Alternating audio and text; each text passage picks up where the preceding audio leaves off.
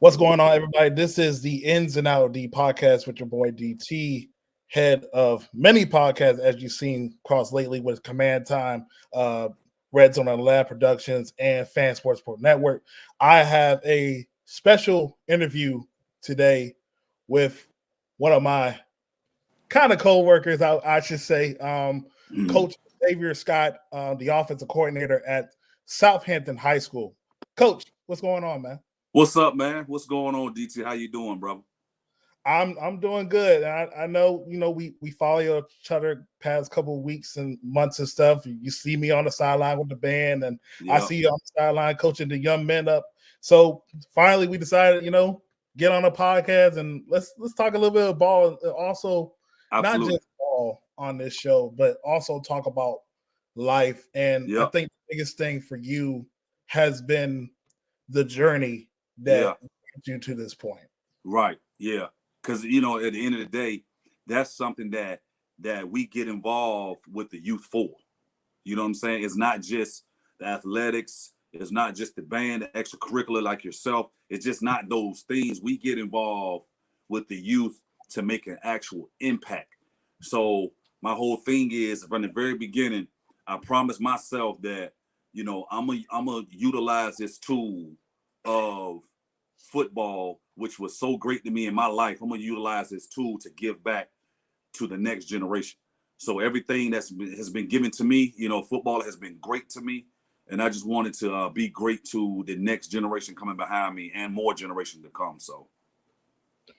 Oh, without a doubt, most definitely. The fruits are very important, especially from the area we are from. For those that don't know, we're originally from Franklin, Virginia. My dad went to Franklin. Mom went to Southampton. So very close areas and stuff. But let's go ahead and talk about a couple of things, man. So you won an award recently. I believe it was past couple of months. You were the Broyles High School Regional Coach of the Year in the state of Virginia. So talk about yourself winning that award. Especially, for guys like us, African Americans, and also being from a small town, like nobody knows Franklin nor Southampton. And talk about that experience for you, how honorable for your name to be mentioned with the likes of many other in the states of this country. So the Broyles Award, for the people who don't know what that award is, man, it's, first of all, I'm grateful to the Commonwealth Sports Association. I'm grateful, man, and I'm forever grateful for them acknowledging me for that particular award. And for those who don't know what the award actually is, and like you said, it's the top coordinators in your particular state. That award is specifically for high school and college. So for that award to be awarded to myself, like I said, man, I'm just still blown away about it. I'm still in awe about it, because it's like, things that you do for no recognition, and then you receive a call and an email such as this, that you're receiving this particular accolade. Man, and again, it's prestigious because only a few receive this particular award across the country. This is a nationwide award for high school coordinators and college coordinators. So for me to even be in that conversation, for someone to or a group or association or whatever have you to nominate an individual such as myself, to see all of the bricks that I have been trying to lay over the years, man, it's like I said, it's gratifying. And those particular things like that, for me, it always keeps me grounded, and it always make me want more for these young people, man, because again, ultimately, that's what I do it for. And like I said, once this the award and it's the ceremony and everything happened, man, it was surreal. You know what I mean? And I'm sitting in there in that big auditorium with the rest of these knowledgeable coaches. Man, it's years of experience in that room, it's years of state championships in that room. And I'm just in there sitting like, damn, I'm in here with these guys that's reached the mountaintop multiple times, you know. So, and like I said, it was just surreal to me to stand on that stage when they called my name to receive that Broyles Award, man. And again, I'm just humbled and grateful. And again, just for the people who would want to know what the comparison and the parallels of that award is, the national championship, Michigan Wolverines, their offensive coordinator received the same award this year. So that lets you know what the parallels are for that particular award. And again, I'm just humbled and grateful that they just thought about little old me, you know, that coach at Southampton High School, man. And again, you know, for me, you know, born in the Tidewater area, and then my mom, after my mom and dad split, we matriculated to Franklin, to the west side of the Tidewater, which we call it Western Tidewater.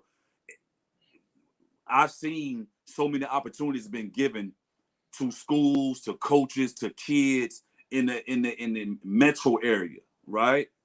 And they really, the media, the acknowledgments, and just the attraction, they really don't come to the west side of the Tidewater. So my thing was, I want to bring a lot of, I ain't gonna say attention, but I want to bring just due respect to the western part of the Tidewater, so to speak, because again, a lot of times you get looked over. And again, I tell our kids all the time, you the same age as a kid from Smith. Mm-hmm. You in the same grade, you know, as a kid from Maury, you know. So my thing is, why you can't do and achieve the exact same thing. Only thing you need, young man, is the opportunity. That's it. So have your faith in God, get your schoolwork, make sure you train at an elite level, and it'll happen for you. Yeah, without a doubt. You're saying some hard-hitting words right there. And I think another thing is, you know, with these young guys, you know, they're very, they get leeches, right? They have people that they grew up all their life, and then they meet a couple new people, and they get swayed away from what, you know, their mission they want to be. And for you coming back to the area, being with guys like Grant Scott and Travis Parker, you have instilled a culture to help these young men, whether it's on the field and off the field. Yeah, and you're right, because again, it's like I just always wanted them guys to get an opportunity. You know what I'm saying? Because you know, when I was at Lakeland and Kings Fork for I was at Kings Fork for a short period of time, but I was at Lakeland a longer period of time. In the Southeastern District, from top to bottom, Southeastern District is the toughest district in the state of Virginia to play high school football in, from top to bottom. Every year in the state of Virginia, in the regional playoffs, the Southeastern District has 40% of the seeds in the region of, you know, of the region of the Southeastern region of Virginia. So from top to bottom, the district is tough, but I've always seen the attention. I've always seen the opportunities be granted. I ain't gonna say given because the kids earn it, but I've seen the opportunities being granted to these particular young people in these schools that when I got to Southampton, they just wasn't getting.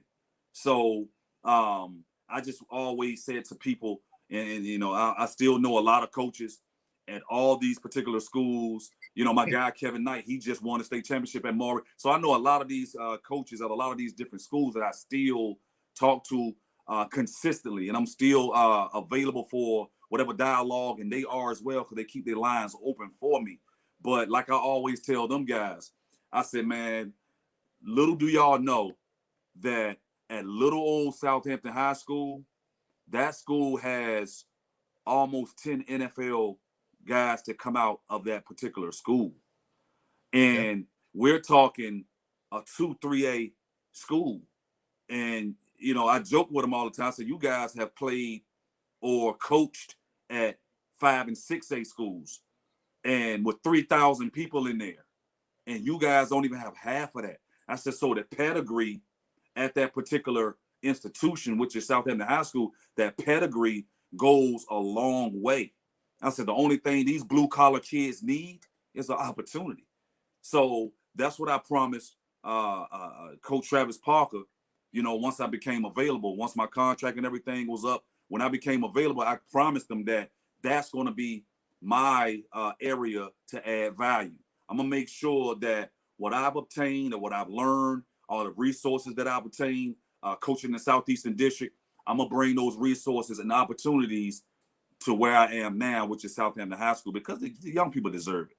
And all of these young guys, man, they can play football. Because again, like I said, going back to the pedigree, man, we're going back all the way to Walker Gillette, all the way to recently 2 years ago, last year, Tyron Hunt. So, and then everybody in between, Greg Scott, Percy Ellsworth, Vernon Bryant. We can just keep going. It's so many guys who've reached the mountaintop that at a small institution like Southampton, people just don't know because the opportunities and the eyes aren't there, but the kids just keep working. Yeah. Funny story real quick. I'm mainly on Twitter. We talk about all my content and stuff. So Bill Carroll is a HBCU scout. Okay. A couple of times. And the funniest conversation we had was I was had an interview with Tyron Hunt last year. Got you. Pre-draft, and instantly Carroll just named all the people from Southampton that he has scouted. I mean, see, he knew. He was like, "You're Southampton, right?" I was like, "Yes, sir, Southampton County." He was like, see, "Oh yeah, I had some dogs back then." Man, it's the pedigree, man. and he, if he knows that, he's doing his job. I always tell guys, even college recruiters, that's my personal friends, that I tell them all the time, like, listen, if you can't find those those blue collar schools with that pedigree, because they always talk about, well, what's the pedigree? What's the coach that he played for? Do he come from a winning culture?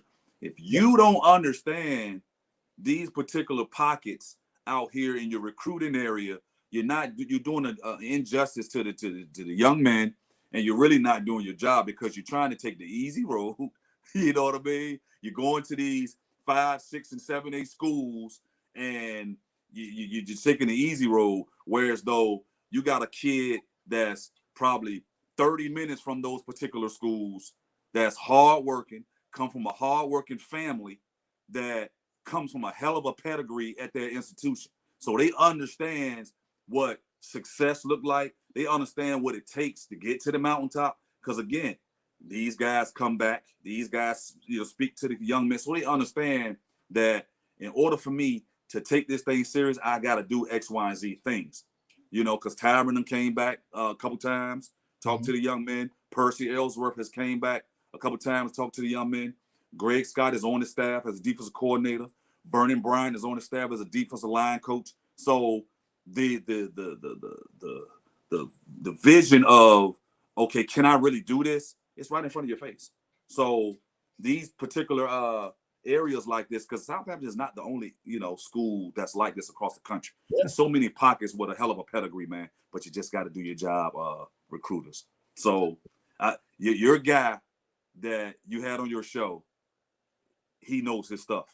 Yeah, he's going to be on the Command Time show, I'm pretty sure, either this week or next week, talk about the upcoming NFL draft. But speaking of Hampton, you're alumni of Hampton University. Also, that's also in the Hampton Roads area. So you also won an award for Hampton Roads Standout Coach of the Year. Also talk about that experience as well, or just like you talk about the Burroughs Award, you being mentioned in the same area that you play collegiately, that must have been something great for you. Yeah. When I was at Lakeland High School, first of all, I'm truly grateful. Also, man, to Kevin Knight, Brian Potts, Gregory Roundtree. I'm truly grateful for those individuals as well, because they gave me the opportunity to bring my expertise and my knowledge and my passion to pour into the young men at Lakeland High School. And how that particular situation came, Lakeland, the group that we had as far as our coaching staff and our kids, we broke a lot of records. We made history at that school. We was the first unit to reach the regional championship in that school's history. We had the rushing leader, all-time rushing leader in the school's history, which is Demontre Miltier. He had 3,000 rushing yards and 31 touchdowns. We had 100%, graduation rate. We sent multiple kids to college. But, I received the particular acknowledgement, but I still, pay tribute to the ones who gave me an opportunity.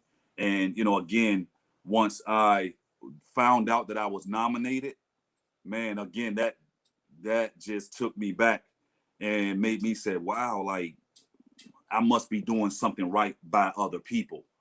Because you see time and time again, right, where there's people out in the world who's doing certain things along their journey, but they always take the personal credit for it.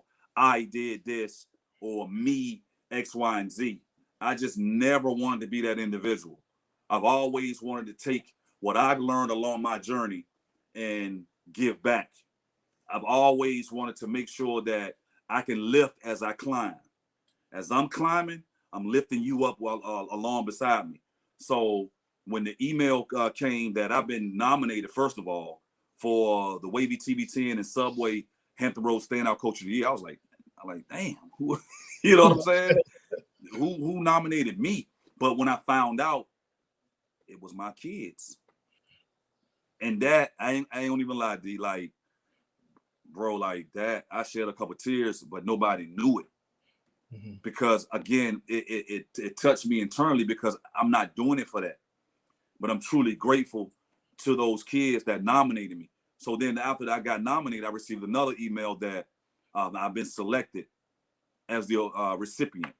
So I'm like, I was blown away, man. And to be the Hampton Roads Standout Coach of the Year, you got to think, man, we in our area, for your your listeners and your viewers, man, across the world, for our area, bro, it's hundreds of high schools within 30 and 40 minutes within each other. Hundreds. Yeah. From 1 all the way to 6. Hundreds of schools, man.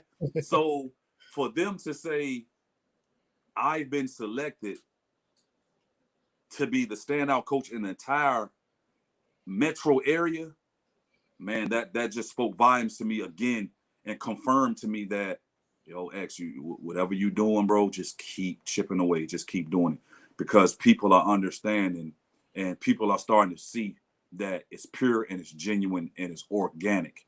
Because a lot of people, like I said, do things for the self-gratification, just to pat themselves on the back and say, I did it. No, man, it's a village for everything big. It's a village. So I'm still eternally grateful to Wavy TV. I'm still eternally grateful to Subway for acknowledging me to be the Hampton Roads Standout Coach of the Year, man. But that was a hell of a run that we had at Lakeland High School. Like I said, man, we hosted 2 playoff games. The first time Lakeland High School has ever hosted a playoff game in the school's history. Like, it was so many things that we were doing that was monumental.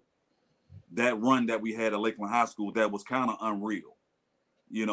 For Lakeland to be kind of a middle school, like, so to speak, of the city of Suffolk, because it's the smallest school in the city, high school in the city. So for us to have, like, sometimes we have like 40 kids, bro. And to have 40 kids and accomplish some of the things that we've accomplished, kids going D1, kids graduating with honors, man, kids going to college being engineers, those things like that, that's ultimately what it's all about. So those monumental things that we've accomplished at Lakeland High School, you notice I said we, because I didn't accomplish anything. You know what I'm saying? I just got acknowledged from, the greater metro area of the Hampton Roads and Tidewater area. But we accomplished so many things during that era, man, that, again, I'm just truly humble and grateful that Subway and Wavy TV acknowledged me for that, man. So again, it's a thing that I still can't believe still to this day. So I'm truly grateful. Yeah, most definitely, man. So another question I have is, so you also, like you said, played at Hampton University, you're a wide receiver. Is there a reason why they haven't selected you to put you up there at Wall of Fame, man? I mean, you know what I'm saying? You got now, yeah. Now, when I was at Hampton, I played tight end and receiver. So basically my playing weight was 6'4", 235. That was my playing weight. So at that time, you gotta understand, at that time it wasn't what we call these hybrid tight ends now, like Travis Kelce, Kittles. Those are that was me in my playing days. That was me. You know, so the thing with that is I might have 3 targets a whole game. You know what I'm saying? I might have 3 targets the entire game. So them 3 targets, I better make sure them damn 3 targets work. I better go 100% with them 3 targets. You know what I'm saying? Man. But it was so many things that went on that I'm still appreciative of, because again, I played for a Hall of Fame coach, Joe Taylor, and I'm always grateful for that, man. And they actually, you know, they did right by me. You know, I still can't complain about that as well. But it's so many things that I believe that's political. But I think you was talking about the Wall of Fame at my alma mater in my high school. I think that's what you was talking about. Why I haven't, you know, they haven't gave me a conversation about the Wall of Fame, because that's a running conversation now at Franklin High School. Okay, so yeah, look, cat's out the bag, right? So you mentioned Southampton a lot, but you went to Franklin High School. Yeah. And I think the biggest question that everybody wants to know is, why Southampton and not your alma mater, where you grew up at, where you know majority of your friends, the Broncos, and I understand about rivalry and stuff, right? Yeah. Talk about the Michigans, the Ohio States, the Bama, the Auburn, Cowboys, Eagles, Cowboys, Redskins, but why 10 minutes across the way? That's a great question. DT, I ain't gonna lie, that's a great question, man. And the crazy part about it is,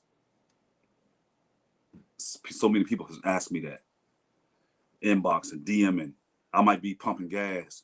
I see somebody make a U-turn and pull in the gas station and startle the hell out of me, because I'm thinking like, what the hell about to happen? But they'll get out just to ask me that. You know what I'm saying? So again,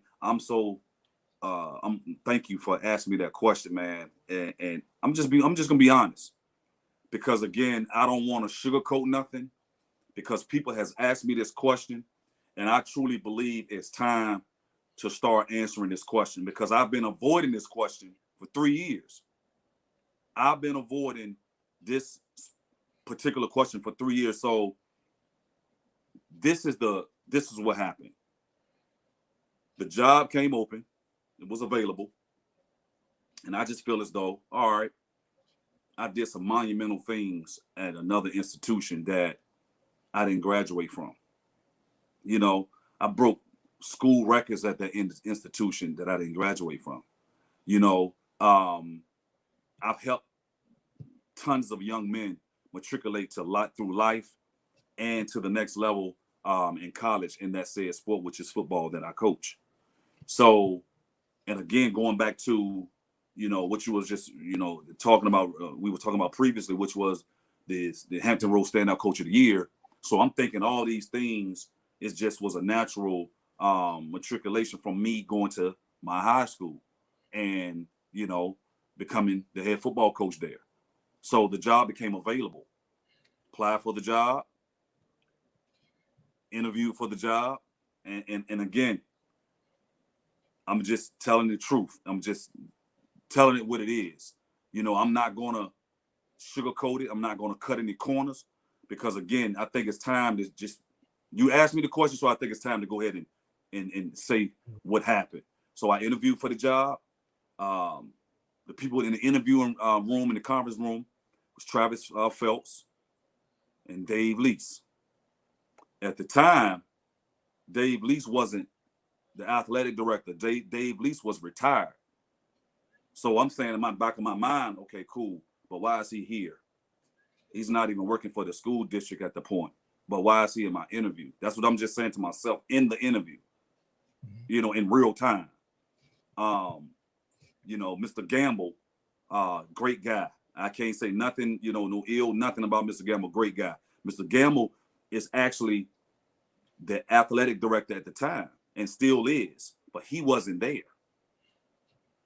And when I got the email on who was going to be sitting in on my interview, Mr. Gamble's name was on the email.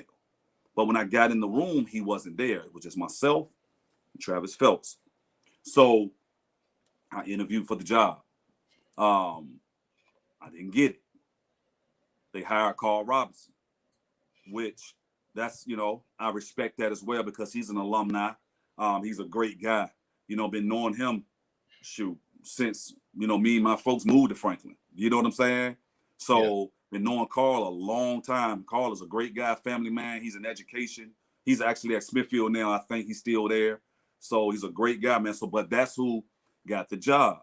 So again, I didn't, you know, look at it as, man, what just happened?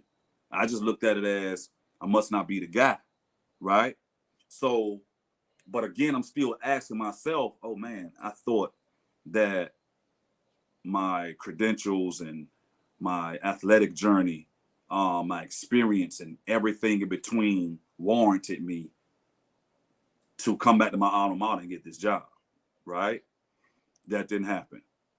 So I took a year off because at that time, you know, Lakeland, we made a transition. Kevin Knight had resigned from Lakeland High School. He resigned from Lakeland High School. So we had a conversation. So he resigned. So I resigned with him from Lakeland High School. That's when he went to Maury High School. So I took some time off, man, because again, I had small children at the time. Yeah. So, you know, to be with the children, with the family a little more, and enjoy some serenity at home. So the job came available again. But at this time, let me rewind. I've been knowing Travis Parker for years. So even when I was at Lakeland, I'm under contract. So I'm an honorable guy. I can't break what I started. I can't do something that I said I was going to do and just walk away from it. So I've always told Coach, man, you know, if I decide to come back, the coach, you know, you've been in constant communication with me. We've been talking. We know each other. I know your family. You know what I mean? So it just made sense because, again, I always respect who respect me. I always rejoice with who rejoice. You know what I'm saying? So Coach has always rejoiced, and I rejoiced along with him. So when he called me after that year off, I said, well, let's do it. Interviewed, you know, got the job or whatever. And at this particular time, that's when everybody found out. So you already know with the two rival schools, kind of sort of all hell breaks loose, so to speak. My inbox and DMs are going crazy. My texts are going crazy. I see people literally mad. You know what I'm saying? Like, how the hell did you? But at the end of the day, you know, I'm trying to, you know, be the bigger person, so to speak, and not expose what actually happened. Yeah. You know what I'm saying? So I'm trying to basically protect people that didn't really give a damn about me. And I'm just saying what it is. So I'm not telling people the full story of how I even got to Southampton. You know what I'm saying? Because I'm trying to protect individuals that I thought that really, you know, understood me because I'm a product of the institution. I'm a guy that, you know, I'm only the third Division I football player in that school's history. Larry Blunt Sr., Virginia Tech. Larry Jones Sr., Marshall. Xavier Scott, Hampton. Then came Justin Grant, Richmond. Then came Draylen Ford, Wake Forest. I'm the third Division I football player in that school history, right? So I'm thinking all of this going to be respected and understood that he didn't only do his thing on the field for us in high school. He did his thing on the field at the next level and the next level after that. His coaching, and see, that's why I tell people that's a whole nother animal too. Coaching, he just didn't coach. He made an impact. So all of these things, I'm thinking, okay, cool. I'm fine, right? So that was the first time that they looked at me and say, "Yo, you're not it," right? So then the second opportunity came available when this is recently, the year before last. Got another phone call. I can't say who called me, but I received another phone call. I need you to, come back home. You know what I mean? I need you to interview for this job. I need you to come back home. But again, I'm still trying to protect these people, which interviewed me, Dave Lease, Travis Phelps, Bobby Cutchins. I'm saying names at the end of the day because people want to know, so I'm going to tell you. Dave Lease, Travis Phelps, Bobby Cutchins, because Bobby Cutchins has a lot to do with a lot of decisions that goes on in that school. Now, the second opportunity came up. My name was instantly put into the conversation of we need to interview him again. But I had a conversation with the individual and told him what happened the first time around, right? And they hired Lamont Hill, which is another great guy. That was my teammate in high school, so it's no qualms there with either individual because they don't have anything to do with nothing. They just, got the job and coached. But again, that's a thing for me to say, okay, people treat you exactly how they feel about you. The only thing I can say is, damn, you left that alma mater. You played on national TV on NBC in the McDonald's Heritage Bowl. The first thing you screamed was your high school and your city. So you was proud of those things that put you there, which was that Saturday in 99 at the McDonald's Heritage Bowl in the Georgia Dome. You was proud of what put you there. So you made the world know, right? Right. You leave there and becomes the first individual in school's history to make it to the league. Justin Grant is number 2, Jacksonville Jaguars. Xavier Scott's number 1, Carolina Panthers. So you just, everywhere you go, you acknowledging your alma mater, right? You acknowledging your alma mater. But when it comes down to, okay, you want to come back to your alma mater and now pour into the young people and give them so much of what this sport has given me, you're just not it. And I'm not mad about it because people make their decisions. You see what I'm saying? Yeah. And they made their decision. I'm not mad about it. But I'm just here to say what the truth is. Because a lot of people got misconceptions. A lot of people got questions. They asking other people, which I understand if they can't get it out of me, because I wasn't answering nobody's question. If they can't get it out of me, the natural thing to do is just ask other people that's quote unquote around me, or they may think they know me. You know what I'm saying? But I just wasn't talking about it until now, So, and the reason why I bring up Bobby Cutchins' name as well, because they have the Wall of Fame there as well. Now, you got to understand, right? The Wall of Fame of any school or institution or whatever have you, 9 times out of 10, it's a collection of individuals who were the best at what they did, right? Does that make sense? So I'm not tooting my horn. However, I'm gonna just tell you what the facts are. It's just the facts. It's multiple things at my alma mater that still to this day has never taken place that I've done. You know what I mean? The highest pass percentage in school's history. The most touchdowns in the season in school's history. You know what I'm saying? The most passing attempts in one game, which was 60 in school's history. I was in shotgun throwing the ball 60 times in the 10th grade, bro. Still to this day, it's never happened. You know what I'm saying? The third to go Division I in school's history. And remind you, the first was 1973.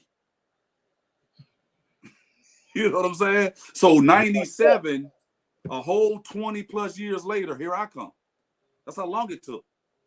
You know what I'm saying? So again, my thing is, if you're going to do that, you're supposed to acknowledge the best at some point. And I'm not saying I'm the one and only, because I'm not. You have so many, man. You know, James Holman, Danielle Babbs. Like, you have so many. But I'm just saying what the truth is. And the chairman of the Wall of Fame is Bobby Cutchins. And I'm not saying, and listen, I've had committee members of the Wall of Fame come to me and tell me what's going on. Like, man, why they haven't, put you in there yet? Listen, your guess good as mine. You're in the meetings. I'm not in none of the meetings. I'm just grateful that God gave me the opportunity to do the things that I've done along with my teammate, the help of my teammates and my coaches. You know what I'm saying? So that's what's important to me. Do I say, damn, do you think about it sometimes? I'll be a liar and tell you no. You know what I'm saying? But what the facts are the facts. And I tell people on this show today, those questions that you have for me, those concerns that you may have, go ask Travis Phelps, Dave Lease, and Bobby Cutchins. They should answer all of your questions. Because again, I can't control what these individuals do or think. Everybody is asking me, what's wrong with you? Why you go over there? You don't like your school or something? That's never going to be the case. So there it is, world. Like, I'm just giving you exactly what took place. And I've never shared this story. I've never shared the truth. But at the end of the day, that's the truth. And I wouldn't be vague either. That's why I name names. But my thing is, at the end of the day, the names that I mentioned shouldn't feel any type of way, because if you done the right thing, this wouldn't even be a conversation. And I'm not saying you should do anything. I'm not saying you shouldn't do anything. I'm just saying for the people, and it's tons of them. And I have a lot of receipts in my DM and my inbox and my text messages. It's tons of people who has these questions. Why you ain't on the Wall of Fame? And why you not coaching at your alma mater? So there's the answers, and there's the individuals that's involved. So if you have any more questions for me, ask Travis Phelps, Dave Lease, and Bobby Cutchins. Well, I guess the challenge has gotten their answer. The long-awaited question, man. Yeah, I mean, at the end of the day, like I said, DT, like, I just feel as though I've been protecting people's images that would never do that for me. And for me, like I said, people treat you how they feel about you. You know what I mean? And I've sat and just watched, things transpire, and I just shake my head, because I know and they know the truth. I know and they know the truth. And you know what lame excuse that Travis Phelps, like I said, I just say your name because there's no need to keep protecting people no more. There's no need for that. But the excuse Travis Phelps gave someone, I don't think he's mature. I'm like, how lame is that? And that's when that person knew. See, when people say stuff out their mouth, they don't even understand that they're putting their credibility in jeopardy. They don't even understand that.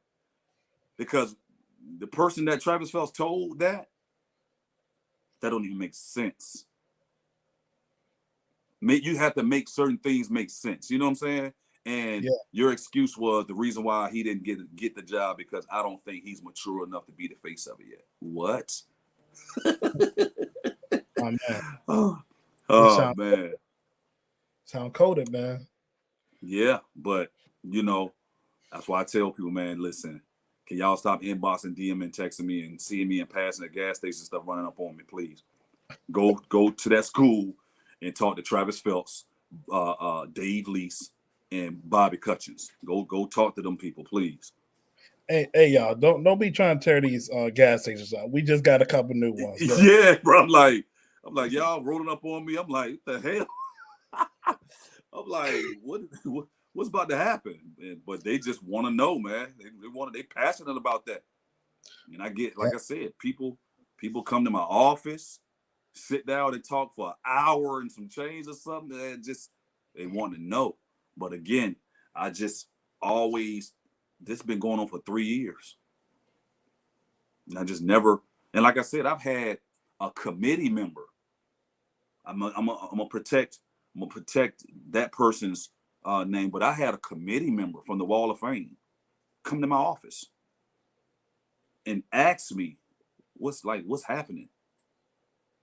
They told me personally, me and 3 other people on the committee nominated you already. So I said, your guess is good as mine. I have no idea what I've done to anybody. I don't have any idea. Only thing I tried to do was inspire these young people where I went to high school at. So go ask Mr. Bobby Cutchins about the Wall of Fame because he's the chairman of the Wall of Fame. He's the chairman of the committee. And go ask Travis Phelps and Dave Lease about the coaching stuff over at Franklin High School. They the individuals. The questions that y'all had for me for 3 years, the intensity that y'all had for me for 3 years, I need y'all to go over there and talk to them people. I've given you who it is. So you don't have to ask who you need to talk to about it. I've given you who it is. So go and talk to them about that. So. Boy. So and I'm not saying that, I'm not saying that these are bad people. I'm just saying what actually happened in real time. And I'm saying what the truth is, and nobody can debate that. Like, those individuals can't debate it. Nobody around them individuals you can't debate that because there's documentation for all this stuff. You know what I'm saying? So that's where I am with that. I love my alma mater. I still respect my alma mater. My twin nieces just graduated with honors. One is at Radford, and one is at Virginia State. My nephews are coming through that school system as well. So I still have family that's in that school system. So I love my alma mater. But people have the intensity and the questions. So I'm just telling you what happened. So that's it.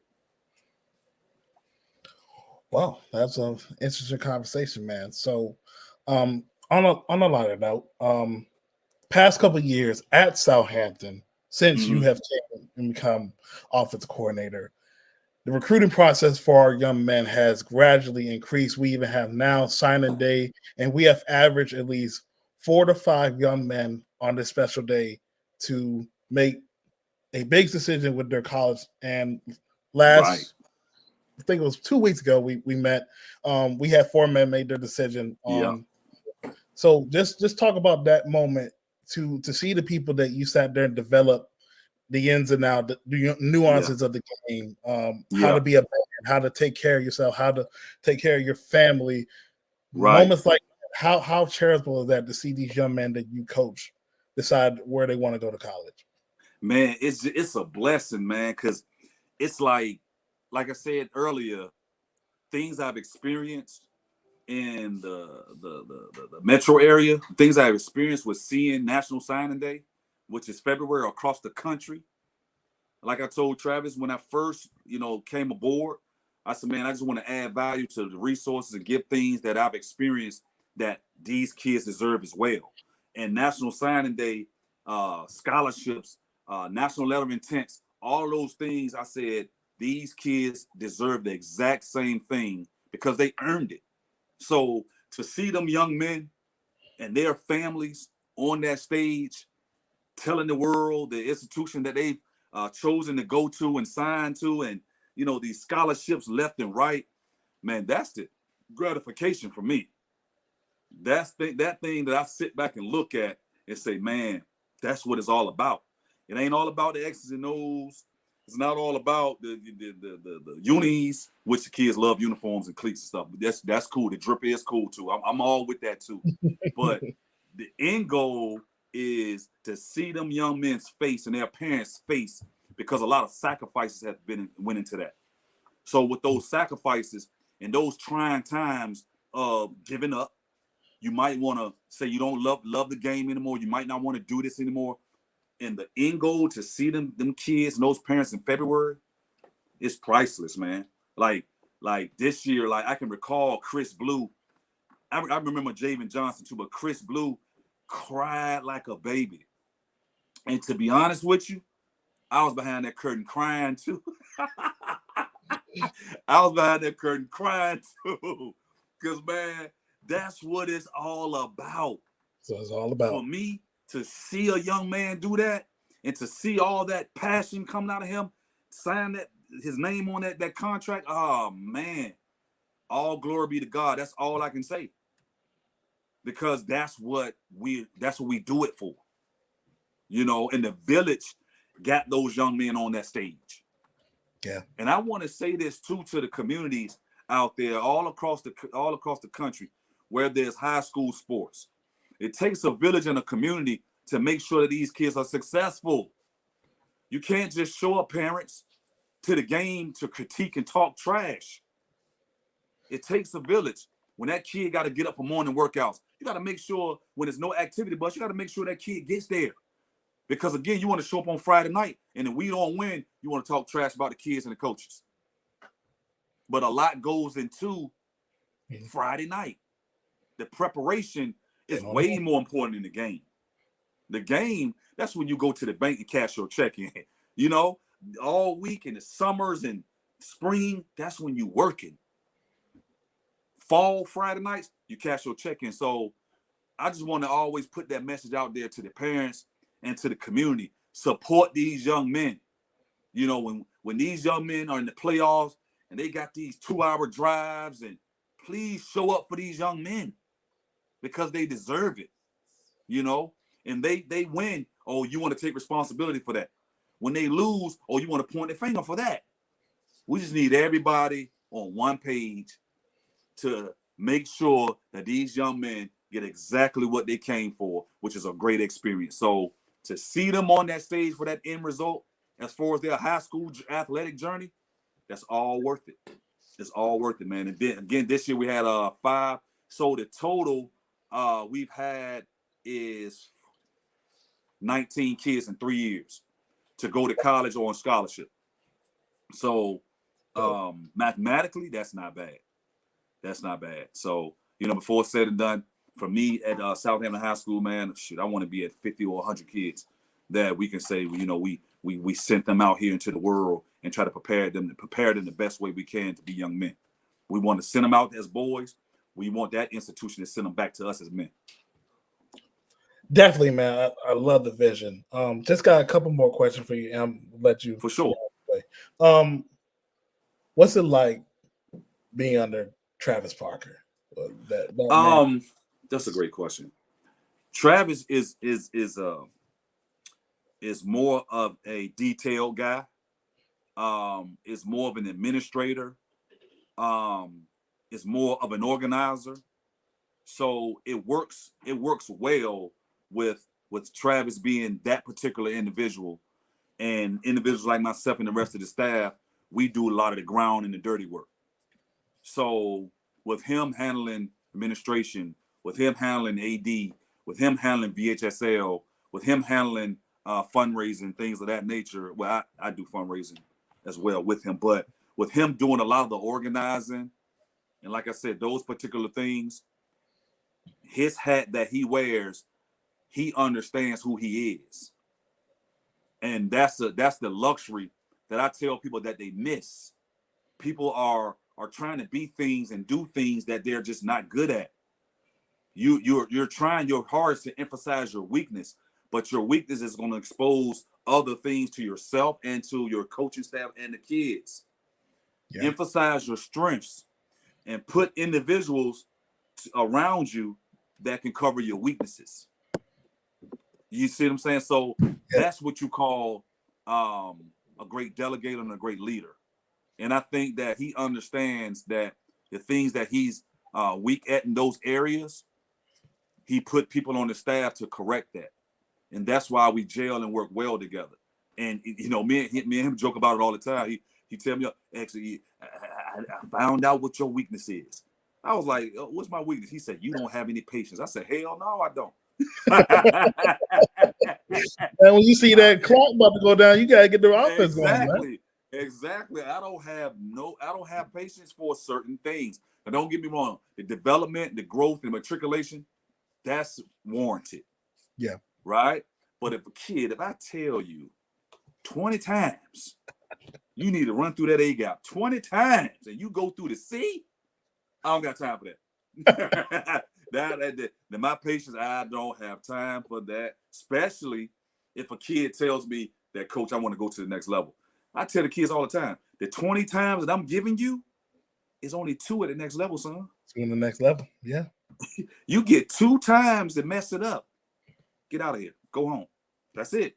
So kids, I'm trying to prepare y'all for what's going to happen. Even in life, if you're on your job and your supervisor or your district manager or your general manager, whoever over top of you that you report to, if they continue to tell you the same thing, they're going to have to make adjustments. So that's his thing for me. X, you don't have patience. No, I don't. For certain things, I do not. So, but we work well together, man. That's ultimately what it's like, coaching under him as him as the head, as me the OC. But again, I wouldn't trade it. You know, he allowed me to be myself, and that's one of the, I ain't gonna say conditions, but that's one of the main ingredients that I have to have if I'm a part of any staff.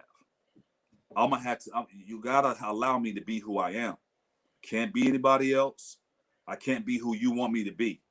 I gotta be who I am. And it's paid off this far. You know, I understand balance. I understand how that works, and I think I've learned a lot of lessons, and I've gained a lot of tools to do that. So he definitely allowed me to be who I am. So kudos to him for that. Definitely, man. That was great right there. So, gotta give you some NFL questions. Last 2 NFL questions. You were an undrafted free agent from Hampton. Yep. You played for the Carolina Panthers.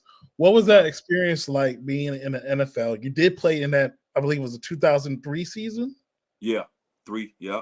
Mm-hmm. 2003 season. What was like being on an NFL team, experiencing the trials and tribulations of being in the NFL? And what do you think about this Panther team coming up? Now, the first question, like, again, it was a surreal moment because for me, I understood my talent. I understood it because, again, remind you, from 8 years old all the way to my senior year in high school, I was a quarterback.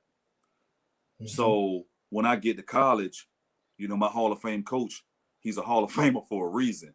He saw something else that I needed to do. So my task was, you're going to play tight end / slot receiver. And for me, I didn't have any gripes about it because I understood why I'm here. I'm here to be a student athlete. I'm here to be a football player. I'm not here to play quarterback. I'm not here to play a position. I'm here to be a football player. So I didn't have any gripes about it. But from seeing other people's experience through the draft, the preparation for the draft, I made also the same preparations, pro day, training, etc. But to not hear your name called, for me, my experience, it wasn't bad. A lot of people experience to not hear their name called on actually the third day in the draft. They want to commit suicide. But for me, I saw it as an opportunity when I didn't hear my name called, but I still got the call. That's what I always tell people. I didn't hear my name called, but I still got the call. So once I received the call, that and see how when you're an undrafted free agent, it works differently from the draft. When you get drafted, Chicago Bears select Xavier Scott, you have to go to Chicago, right? As an undrafted free agent, you have a couple teams that you can choose to go to. Mm-hmm. So my choice was 3 at the time: the Jets, the Jets, the Green Bay Packers, and the Panthers. So I said, well, shoot, my family, I'm from Virginia, so my family, it can get to these games 5 hours. That ain't bad. You know what I mean? It's kind of cold up there in Green Bay, man. I'm not going to Wisconsin, sir. I'm sorry. I'm not going there, sir. I appreciate it, sir. But woo, to play with Brett Favre would have been amazing. Yeah. But sir, it's cold. It's cold. So I went down. I received the call, and when I received the call, like I said, the 3 choices, I chose Carolina. And for me, man, that was a blessing, because again, my goal when I was young, when I was playing Little League, was to be an NFL football player. I didn't care. I didn't give a damn how I got there. Whether it was drafted or undrafted, I didn't give a damn. I'm here. You know what I'm saying? So for me being here now, that's all I cared about. Yeah, I had some stumbles along the way, like all of us do, but I am here now.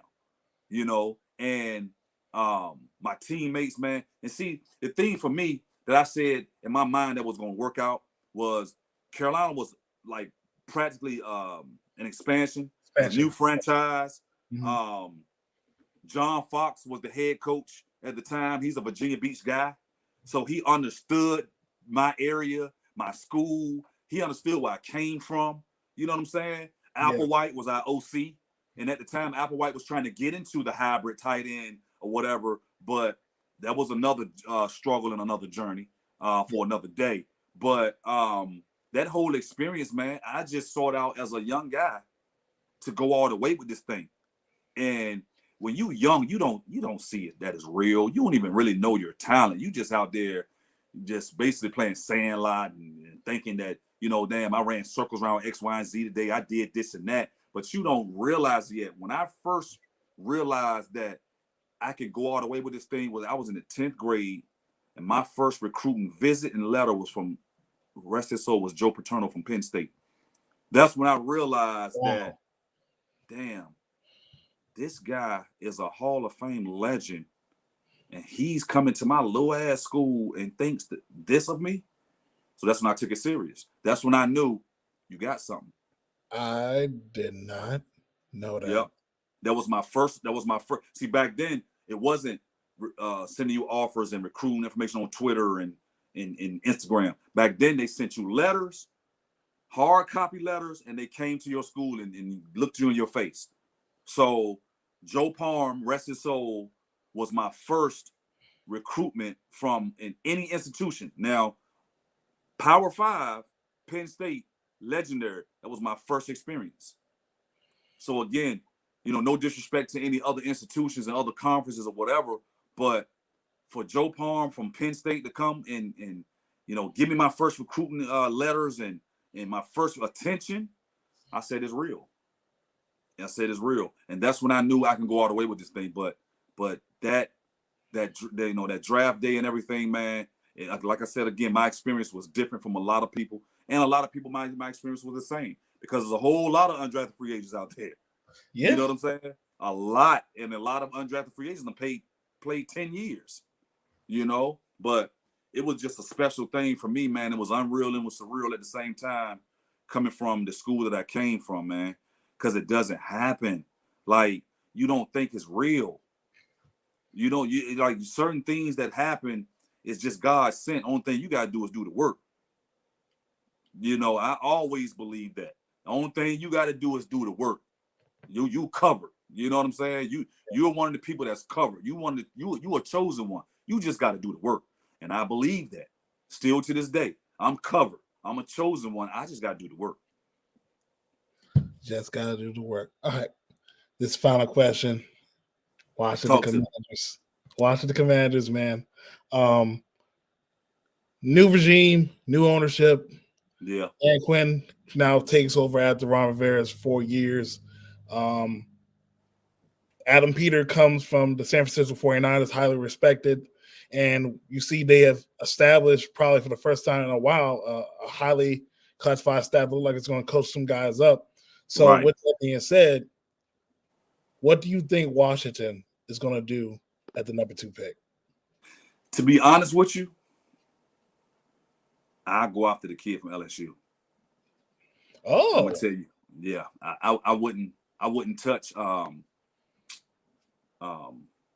kid from LSU. Right? I mean from USC.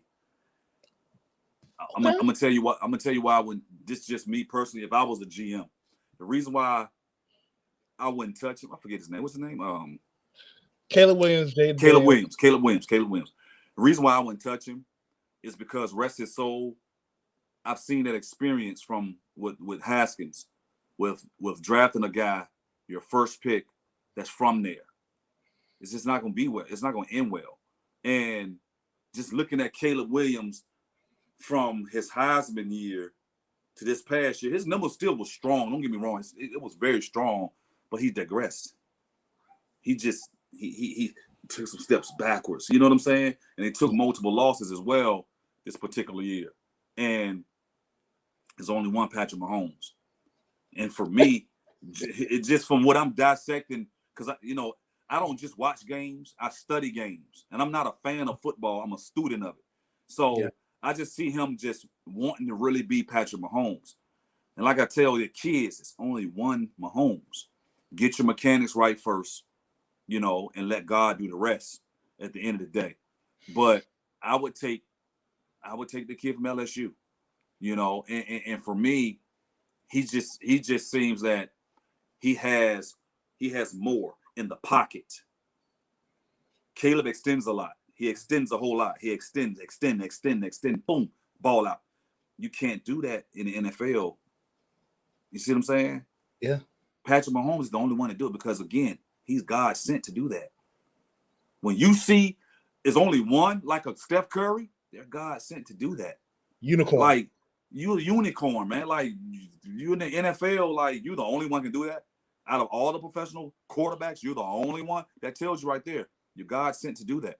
So Caleb Williams, I wouldn't touch him because he's coming back home.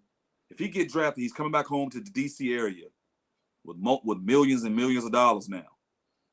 So you're back with the homies. You're out every night hanging out. You're not watching film. And again, at that position, you have to be a student 24/7.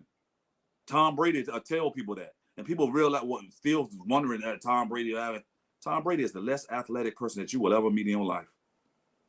But he was a student of his position and his craft. That's why he became the GOAT. And that's what these young guys don't understand. Hard work outweighs talent. And talent doesn't work hard. It's unfortunate. So I think if Washington, they're making a great decision with the staff, I believe. I'm looking at the staff that they're putting together. Okay, now I can take you serious. Because the staff that they're putting together, there's some serious guys that's had success in the league. People talk all the trash about Dan Quinn. It's so funny how hypocritical people are.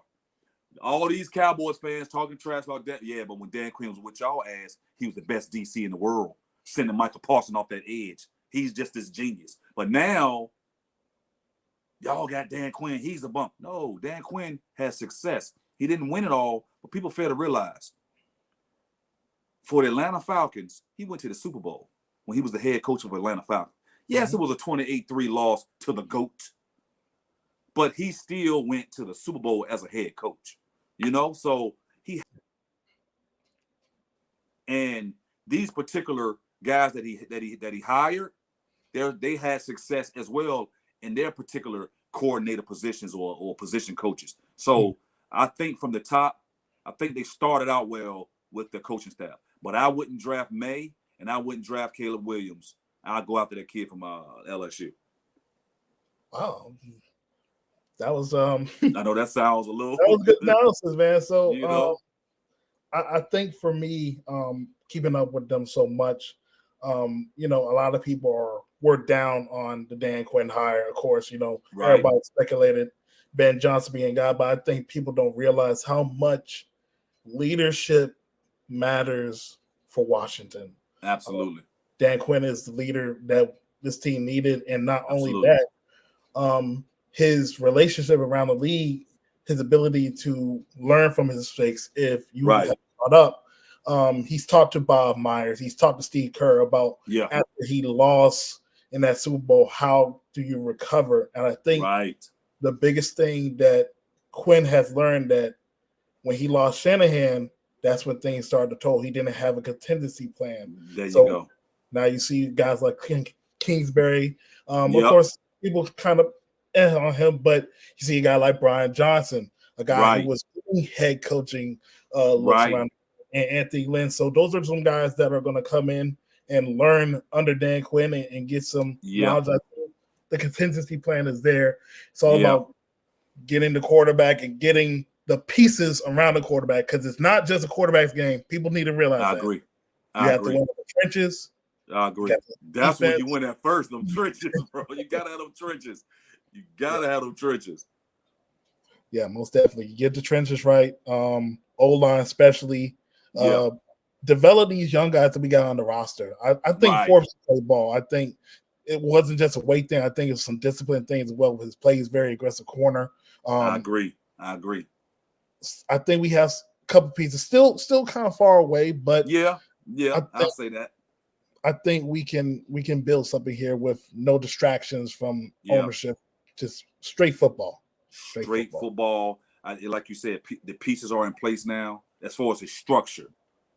You know, GMs, heads, coordinates, the director of operations. The structure is there. So owners pay the bills.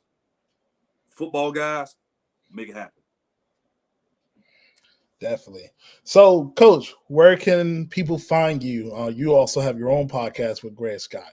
Yeah, so appreciate that too. You can go to Instagram, The Culture Shock 19 on Instagram, The Culture with a K. You can go to my Facebook, Etienne Alexander, The Culture Shock page on Facebook, our YouTube channel. Please like, share, and subscribe. On YouTube, The Culture Shock with the K, The Culture Shock Podcast with the K, and that's it. So please like, share, subscribe to the Culture Shock Podcast. We're on season 3. We got a lot of treats, man, for season 3. The legendary Boo Williams, man. We got the Grammy nominated Earl Bynum. We got Jermaine King. He made the Chuck Taylor sneaker that Kamala Harris was on her campaign trail as the vice president. Mm-hmm. He actually is the creator. So we have Bruce Smith, Hall of Fame Bruce Smith, on our show. So we got a lot of treats, man, for our audience this coming season. So please like, share, and subscribe to the Culture Shock Podcast. And again, we're on Instagram, the Culture Shock 19, Culture with a K, and the Culture Shock on Facebook. All right, guys. With that being said, this is the Ins and Out D podcast.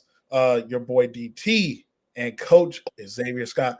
Appreciate you, brother, coming on and sharing your story and your vision. For sure. I'm grateful, bro. Appreciate you. Thank you. All right, guys. We'll see you guys later. You also will catch me on every Tuesday with the Command Time podcast as we get ready for the NFL draft.